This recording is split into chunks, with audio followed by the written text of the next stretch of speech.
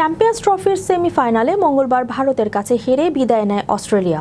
অজিদের বিদায়ের পর ওয়ানডে ক্রিকেটকে বিদায় জানিয়েছেন চ্যাম্পিয়ন্স ট্রফিতে দলের নেতৃত্ব দেওয়া স্টিভেন স্মিথ।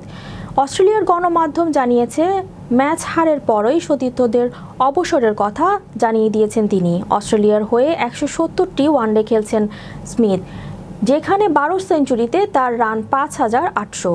দুবাইয়ে মঙ্গলবার ভারতের বিপক্ষে 96 বলে 73 রানের ইনিংসটি তার ওয়ানডে ক্যারিয়ারের শেষ ছিল। 12 শতকের পাশাপাশি স্মিথ 35টি অর্ধশতকও করেছেন। সময়ের অন্যতম সেরা ব্যাটসম্যান ছিলেন স্মিথ। সাম্প্রতিক সময়ের আলোচিত ফ্যাব4 এর একজন তিনি। ওয়ানডে ক্রিকেটকে বিদায় বললেও এখনও টি20 ও টেস্ট ক্রিকেট খেলার ব্যাপারে কোনো সিদ্ধান্ত জানাননি স্মিথ। ফলে ধরে নেওয়া যায় এখনও টেস্ট ও টি20 ক্রিকেট চালিয়ে যাবেন তিনি। মূলত তরুণদের সুযোগ করে দিতেই ওয়ানডে থেকে অবসর নিয়েছেন স্মিথ।